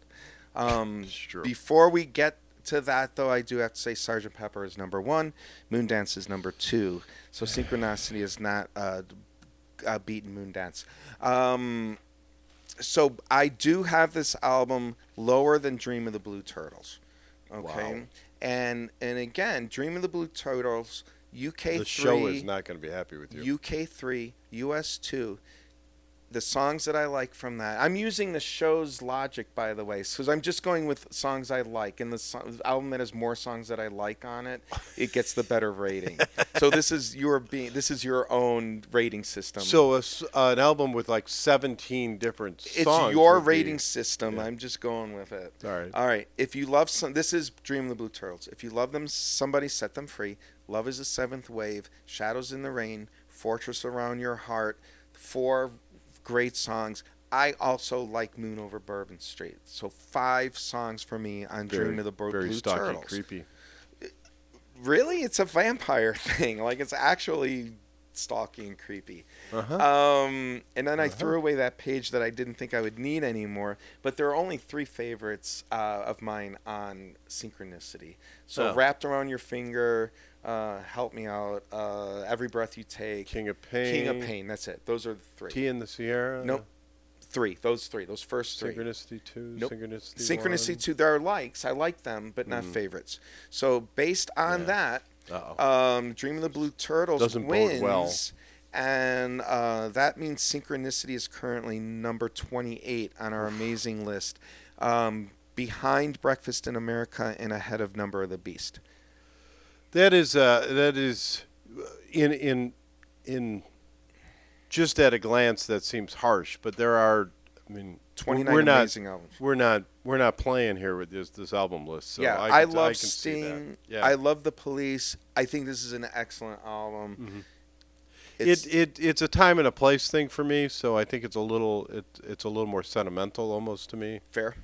So we'll see what the show has to say next. Yeah, I'm sure we will. All right. So Speaking of next show. Next show is 30, so there's a 0 at the end of it, which means it's one of our epic shows. So we're going to talk about a massive album, and then at the end, we're going to do the Maestro's ranking and then compare it to the show's ranking, see how he's doing, see how he's keeping things up, see if he truly deserves that title. Oh, he does. And so being an epic show, we need an epic album, and we're going to reach and pull out one that,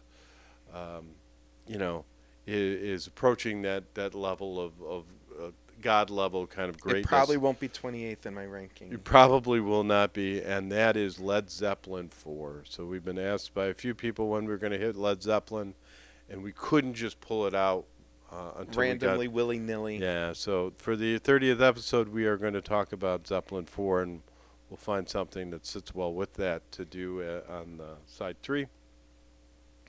And with that, we'd like to, of course, thank our production team from Smidge Films, who has now become MKE Video.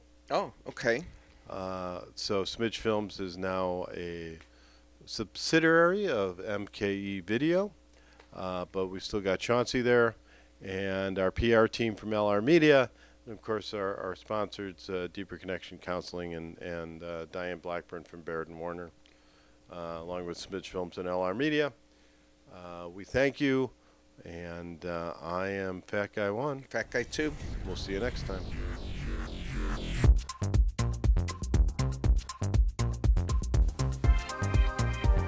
I always kind of play the music in my head now. I can hear the closing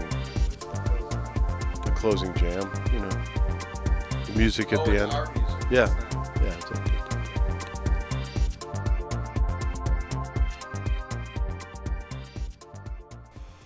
I was just asking, so I've, kind of expressed my dislike for Elmo in some previous shows. You have. And, you took me to task for this. Is there any Muppet you don't like? First of all, I did not take you to task. God will take you to task. Elmo is innocent and cute. Well, of the. So you're saying you're anti-Grover? No. See, this is where you're wrong. You are pitting the two against each other when they are both fine. I'm not. Elmo is not my favorite Muppet. The OGs. You have the OGs from Sesame Street. Who the arrival of Elmo greatly reduced screen time. I'm just saying, you have the OGs from Sesame Street, and then you have the cast of The Muppet Show. Mm-hmm. I think I'm pretty good with all of them. Miss Piggy would probably be my least favorite Muppet if I had one. No, that's sad. But she's sort of the Yoko Ono of the Muppets. kind of, yeah. But think of just all the greed that Elmo had. I mean, not only was he cute and cuddly, but every bit of marketing. I mean, look at what's on the table. There's a bobblehead of Elmo. Everything he could put his name and face on, he did. I don't know if you know this, but the Cubs have clinched the wild card recently. Months ago, but yes. But as of this, and I just wanted to bring something to acknowledge the Cubs clinching the wild card. And that had to be an Elmo statue? We have a whole display. I think that's what we call synchronicity. Nice. Well done. Okay. Too bad none of this is actually in the show. All right. Well, we could patch it together. Yeah, probably not.